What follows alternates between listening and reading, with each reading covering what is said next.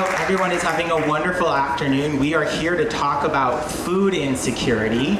And for those who are unfamiliar with the term, food insecurity means not having enough food to meet basic needs. And Hay and I were actually just talking before this panel, and I learned that 1 in 9 people in New York experienced food insecurity at some point during last year. So this is an issue that a lot of folks are experiencing. Let's get started. Are we ready? So up here with me, I have Margo Price. I have our farmer Tatum Lewis from Blackwood's Farm in Lexington, Kentucky. Farmer Gundlach of the Patroon Land Farm managed by the Regional Food Bank. And Representative Justin Jones from Tennessee. So let's jump right in. And I'll start with you.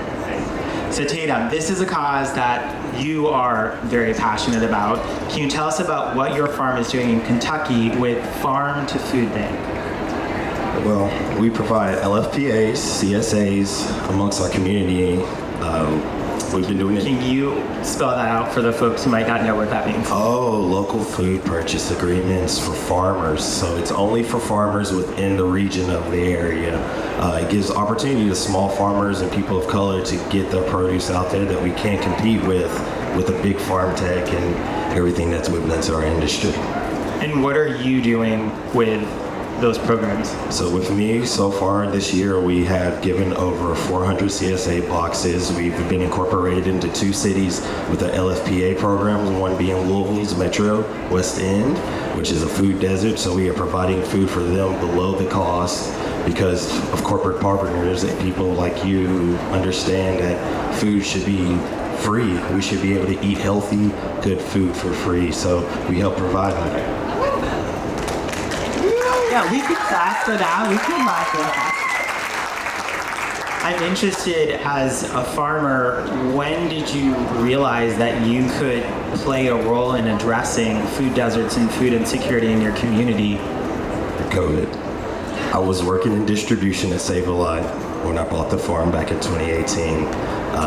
And then before COVID hit, we started seeing in distribution as far as all of corporate not having enough food to sustain for baby farming and stuff. And while I was doing the farming with my uncle and my family, we started giving out our own CSAs before we even had corporate or community partners. We just started doing it because I grew up in that community. So the need was there because we are a food desert ourselves. My elders can't get to food. It takes 10 miles for them to get there. We have nobody, transportation in the public to get them there. So during COVID, I would drop off CSA boxes to their houses for free at cost because we didn't even have a POS system to do double dollars or anything. It was literally just because I knew the community needed to eat. And why is this kind of program so important for Black farmers? Because our community needs food and we have the growers too. It includes us, it makes us visible, it gets us seen, and it allows us to show that we can do just as well as the bigger farms too, supporting communities with their food when major chain goes down. Yeah. Speaking about community, I'm going to pivot to Hay here from Patroon Land Farm, which has an amazing mission to grow food that feeds the hungry. And this statistic is pretty impressive. It was impressive before Hay actually corrected the statistic that I had in my notes. I had that she had served 1.1 million pounds of fresh vegetables, but it's actually 1.6 million pounds of fresh vegetables to our community. Tell me a little bit about how your distribution system works. Absolutely, but can we get one more round of applause? Sorry. That was the best. How we distribute to the community. So really exciting. As I said, the Patroon Land Farm is managed by the Regional Food Bank of Northeastern New York.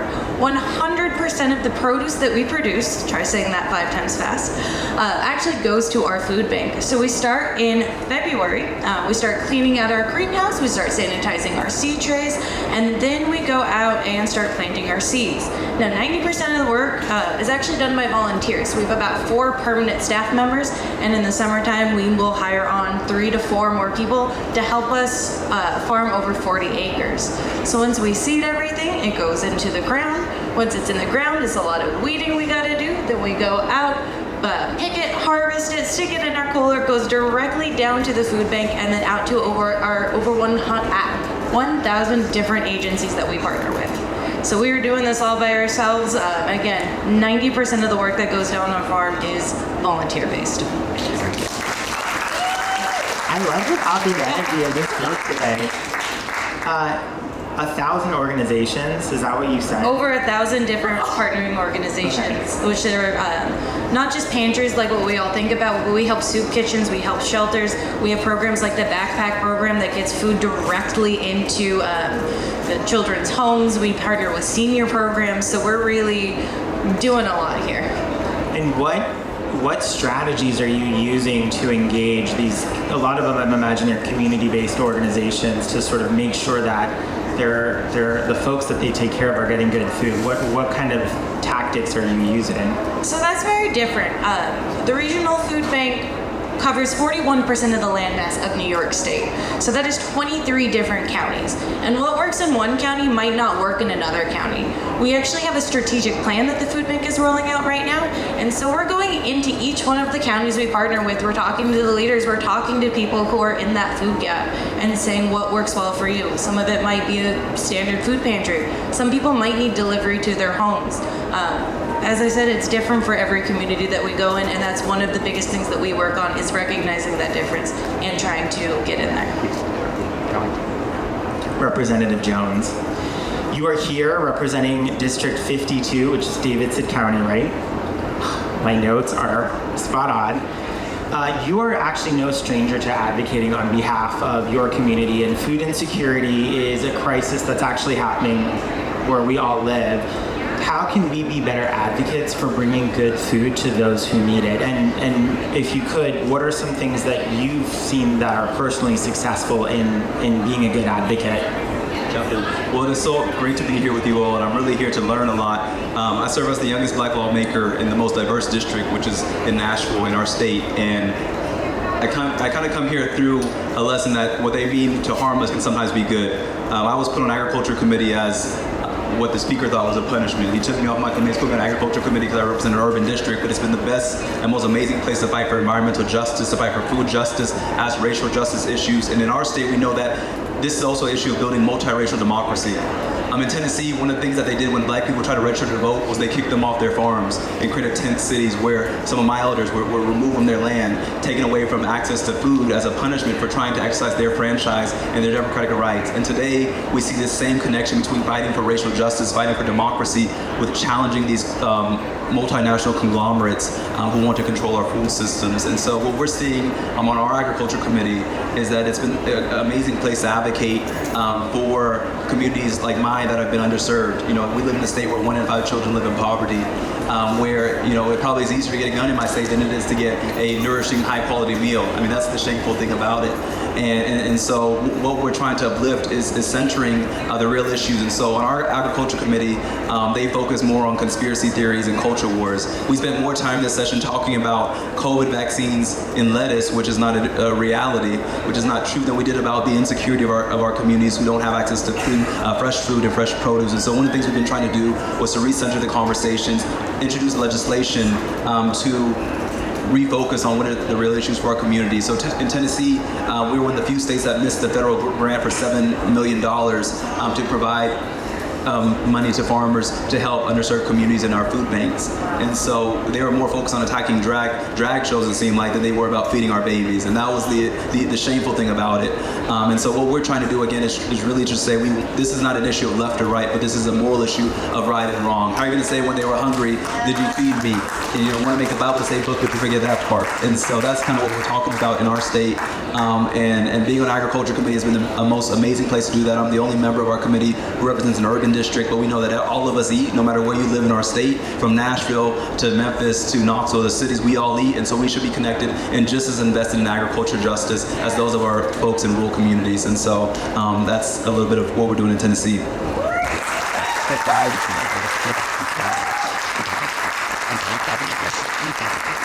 So, Margo, Representative Jones said something that I think is really poignant to this conversation, which is that everybody needs to eat. Why is it so important that good food that is sustainable, nutritious, safe, why is that important that everybody has access to that? Everybody does eat, and I think we're we're living in times where we have so much technology, but yet we're having more mental health problems, more physical health problems, processed foods. I mean, it's redundant to say it, but food justice is social justice, and it's not that hard to see it when you zoom out and see the bigger picture. I mean, I think what you were telling me backstage about, there was an opportunity for Tennessee to feed people for free and to, jump in here and help me on this part, but basically they forgot to do it, and now we're just missing out on those opportunities when, it's really important that we start in a grassroots place where we can, get out, join a CSA, go to the farmer's market, stop buying things from corporations like Walmart and Amazon. Those are the simple things we can do, is where you spend your dollar and also who you vote for.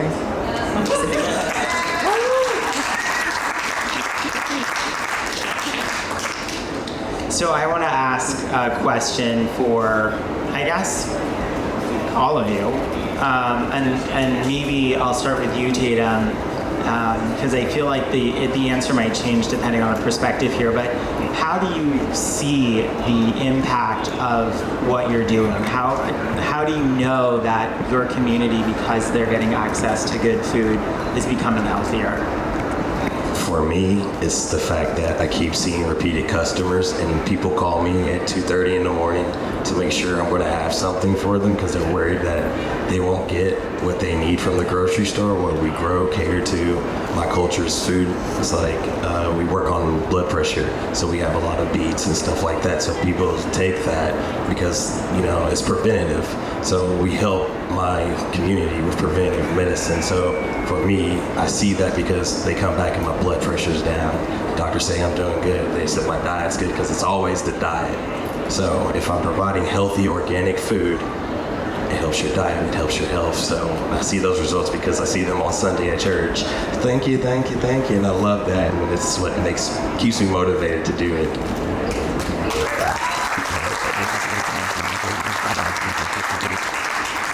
And what about you? So it's great. I get to grow the food. As I said, we get a lot of volunteers, over 3,000 volunteers. And I have people coming to me also and being like, hey, well, last year when we couldn't afford anything, it was really nice to get fresh onions. It was really nice to get all of this fresh produce. And our food bank is so great, and the employees are so great. And I get to just sit and talk with them of different departments, different programs, and they say the kids from the backpack program, we love the tomatoes that you put in there. Or, the senior program was happy for our rutabagas, for something easy for them to boil down and be able to eat. So it's really people coming back to give back when they can, and then connecting through our community partners through the food bank itself.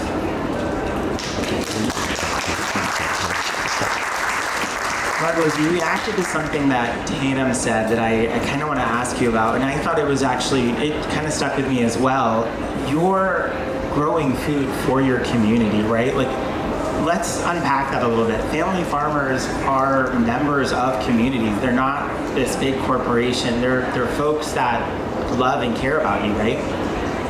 Absolutely. I mean, I think, going out in your community and putting the money back into the community, going to the places that are going to give you something that's nutritious, you can feed your family. Like you were saying, I think our health is so tied into what we eat, and we've become a culture of just doing what's easy.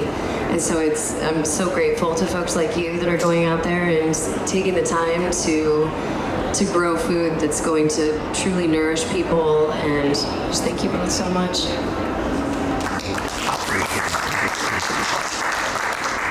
Representative Jones, I feel like this might be, for me at least, when I think about being a lawmaker, I imagine it sometimes is probably hard to see the direct impact of the work that you're doing as a lawmaker, as a policymaker, but maybe that's a misconception on my part. How do you know that the advocacy work that you're doing in your state is actually making a difference for the people who you serve? Definitely. And this title of lawmaker is new for me, so I still believe I'm an activist first. Yeah, of course. And our job is to hold power accountable and to advocate for those who are marginalized, which is why I was expelled last year from the legislature and restored 3 days later. But what we are fighting for, Dr. King said of all the forms of injustice, inequality in healthcare is the most inhumane. And a key determinant of health is the food we put in our body, the access to food that we have. And so this is a civil rights issue, this is a human rights issue, and we must frame it as such. And we must, how I see success is that by being on agriculture committee, I've seen the most unexpected coalitions come up together from folks in Nashville, and we've been building relationships in Murray County, which is about an hour away south of Nashville, and seeing these multiracial, multi-generational, multi-geographic coalitions come together, saying that we represent a new South of what our state, not what it was, but what it can be. And so it is a community that cares about each other. And that's what we're seeing in Tennessee right now. We're seeing folks who are coming together and saying that we are tired of we're tired of the fear and division. We want to come together and talk about the most important question is what are we bequeathing to the next generation? What are we giving to the young people who we're trying to say that we want to protect kids and not guns, which is a big movement we're pushing for in Tennessee. But we also want, when we say protect kids, we want to protect them by making sure that they have access to high quality food to nourish their body, so that they can have free lunch and free breakfast in schools. We want to make sure that they have access to the things that can make them whole and feel free to prosper to who they can be and flourish. And so I think we'll be successful when we get out of this fight or flight mode that we're in right now, and we get into flourishing. We can see our children not have to be involved in the same fights that we're dealing with right now. And so that's, to me, is what what is the most important question is are we giving to the next generation after us?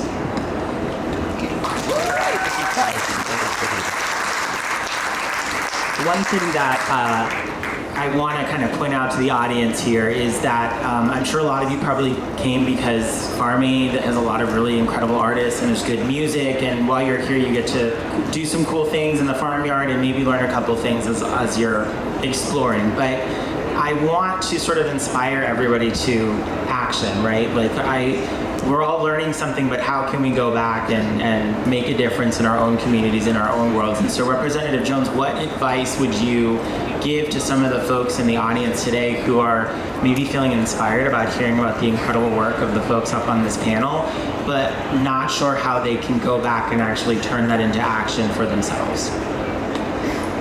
Well, one of the reasons I'm here is because of Margo, and so I would say invite somebody to Farm Aid, because it's my first Farm Aid, but it definitely will not be my last, because seeing the intersectional conversations here, I'm seeing the talk about food sovereignty and centering our indigenous community, looking at racial justice and uplifting black farmers, women farmers, young farmers. I think this is the way forward. And so my best advice is to say, let us continue to develop coalitions that are unusual, coalitions that can really transform our democracy and transform our states. And if we can transform, I always tell people, we can transform the South. My heart is with Tennessee, and so that if we can change the South, we can change this nation. And so my brother's from Kentucky, so you know what I'm talking about. and so we can build a new South, and we can build, and that is the way forward. And a key part of that, a vital part of that, is food justice, food sovereignty, and caring for our land that is in our care right now as stewards. So that's what I would say.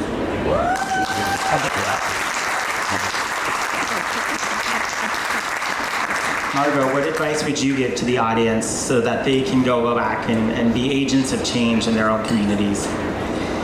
Well, like I said, join a CSA if you can, if you have one in your area, or maybe start a CSA if there isn't one.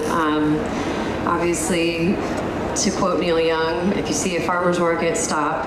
But again, just where you spend your dollar, where you're putting your money, that is a vote in itself.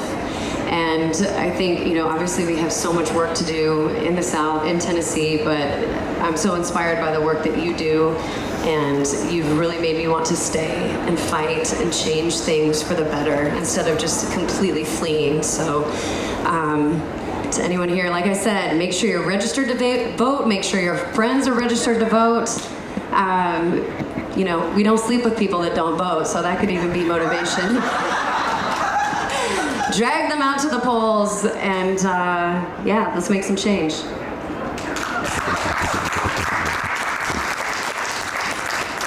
And if you're worried about the last thing that Margo said, there is a voter registration station right outside of the farmyard that you can go and make sure that you're registered to vote.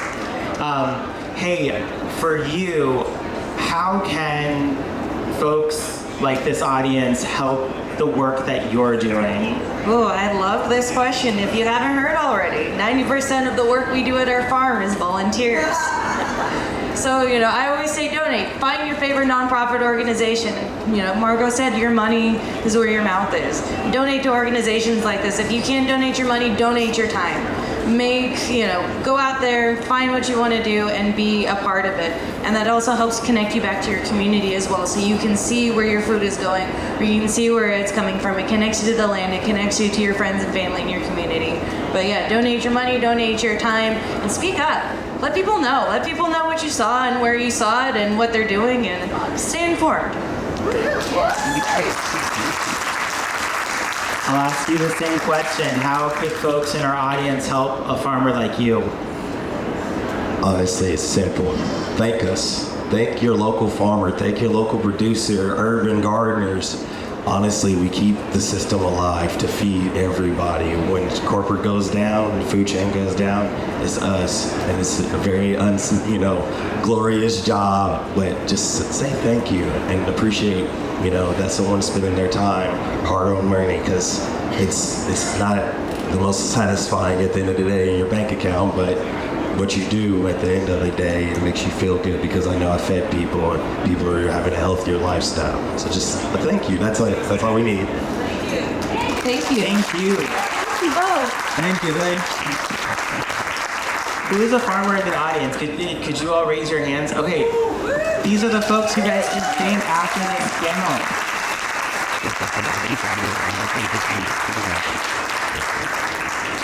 I was told to wrap it up, even though I'm having a lot of fun up here with all of you. So I'm an optimist. I like to end on a high note, and I'll start with you, Tatum. What keeps you inspired to continue to do what you're doing? What gets you out of bed to say, all right, today might not be easy, but I'm going to do it?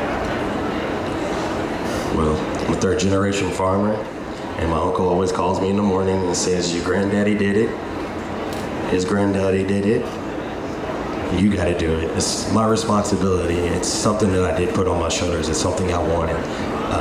It's something I was born with, and it makes me happy every day. I worked in corporate life. It was great. Bank account was nice. But this is satisfying. I can sleep at night. I enjoy every moment, and the people I've brought in is now along with me on this journey.